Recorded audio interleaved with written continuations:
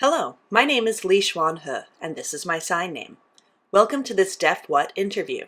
We are interviewing Clarence Cansicio, and this is his sign name. We're here to learn more about you. Can you tell us more about who you are? Hello, thank you for having me here. My name is Clarence. I was born and raised here in Toronto, Canada. I was not exposed to ASL until high school. I lost my hearing at age 4 from a fever. At age 7, my parents decided to move forward with a cochlear implant surgery for me. Now, I work full-time at an immunization clinic in Toronto Public Health. I'm also a full-time master's student at York University. I'm also an actor, and I've been involved in different films over time. What are you studying for your master's? I'm studying critical disability studies, an interdisciplinary study that is specialized in disability studies. Cool. How did you get involved with acting? Honestly, it was more accidental. Let me rewind and play this out for you. I grew up admiring this Chinese actor from China, Jackie Chan. I also admire Rowan Atkinson. Not sure if I spelled that right, but he's a British actor. He plays Mr. Bean. So, why Jackie Chan? He got into the acting industry without knowledge of English. He's not fluent in English, but he still overcame communication barriers and got involved in different films. He's famous for most of his Hollywood movies. He inspired me. I love action and comedy films. I also grew up watching WWE wrestling, World Wrestling Entertainment.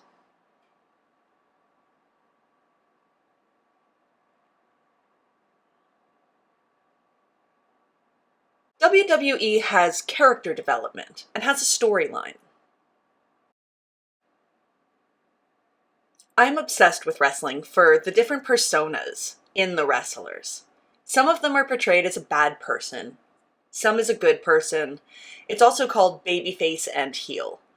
That's what drew me into wrestling.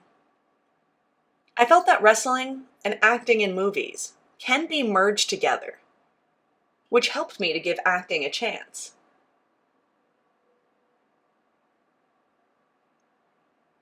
At the time, I was also trained for wrestling, so that kind of helped me gain more confidence in films, if that makes sense.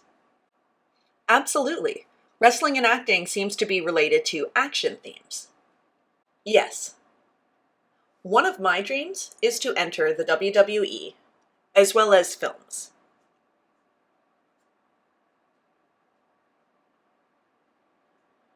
It's kind of similar.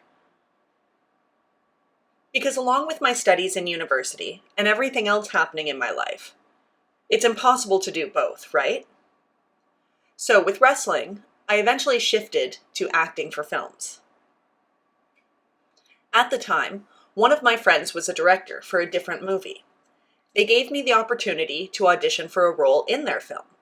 I said sure, why not? Use this as an opportunity to say yes and get on a film.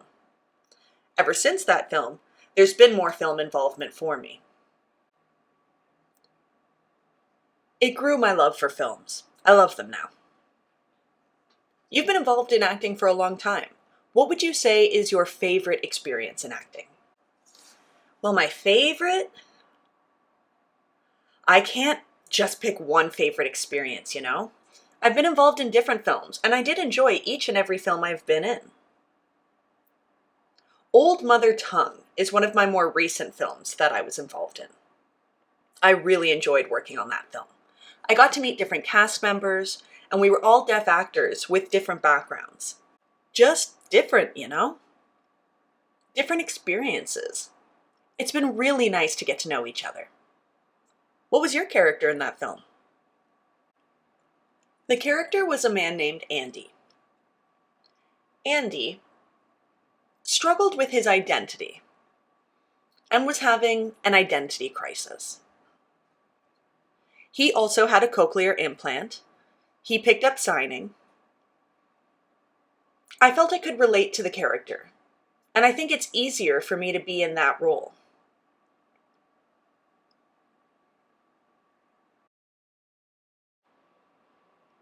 Did COVID impact your experience in acting? Yes, it did really impact me. I think it helps me to see myself more impacted as an artist. I did. I will say I was involved in different films during Old Mother Tongue, which was during COVID. I think it was a struggle too, because most of everyone was masked, and I wasn't used to that. I was lucky to have interpreters and signing on set. All the cast were deaf, so it wasn't hard for me. I'm really happy because they accepted me for who I am. Not because I have a background in signing, or if I'm an expert in signing. I'm still learning every day. What did you learn from acting? That's a tough question. I've learned how to navigate the real world in films. You have to accept criticism. You have to accept if someone turns you down. You have to accept that. You can't change that. I think it's important to learn from that experience and improve yourself. It has really helped me as an actor. Have you been happy with acting? What brings you joy other than acting? In films or outside of films? In general. In general, I love traveling. I play different sports. I'm involved with activities and nature hikes, camping. I love everything outdoors. Cycling, hiking, many things. Meet different people. Of course, nature's fix. Do you have any advice for deaf actors or artists? I will say that it is maybe not the best advice, but it's what I think. I think it's better to say yes to every opportunity. Sometimes it can be tough, no matter how big or small the role is. But it's important to say yes, why not? As long as you have the passion for films and acting, or if you want to get involved in the industry, it's better to say yes. It's not going to hurt you. True, you never know what opportunity it's going to end up leading you to unexpectedly. Right. Also, not all opportunities always come back, you know? You can't always get it back. It depends on yourself and whether you're motivated enough to get it back. Right. I agree with that. Do you have any thoughts you want to share with the hearing world? I think that's a tough question. What do I think? I can say to give deaf actors and artists opportunities. Your project and your films can allow them to showcase their skills. That's all I can say. It's important for hearing people to have an open mind and to see what is out there for them to work with. They'd be surprised to see what we're capable of. We bring something different to the table too. Different ideas, art, backgrounds, culture, everything. I hope this year things will improve. Like the Coda movie, they got recognized, an actor got recognized. I'm so happy they got recognized. I'm happy to see that. It's been a long time coming, you know? It's nice to see something now finally get the recognition, and I really hope it's the same over here in Canada. We need actors from different backgrounds. I think it's important to have more opportunities for people of different backgrounds. So your thoughts for hearing people is to keep an open mind. Do you have any thoughts you'd like to share with the deaf world? I will say, no matter what journey you are on, whatever you are doing now, be that filming or acting or being outside, you have to accept criticism. You have to accept the negativity.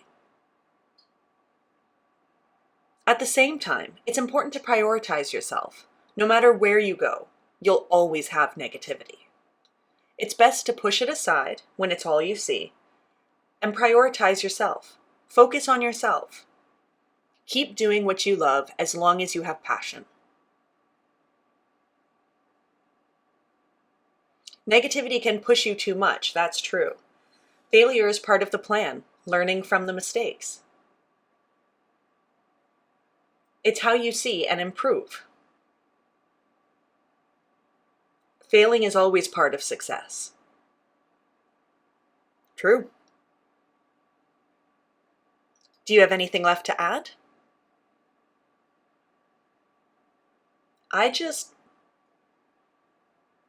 Honestly, I have nothing at the top of my head. I think that's it from me. Thank you for having me. Thank you, Clarence, for interviewing with the Deaf What Legacy Project. We also want to acknowledge the Canada Council of the Arts for funding this project. Thank you, Clarence. Thanks for having me.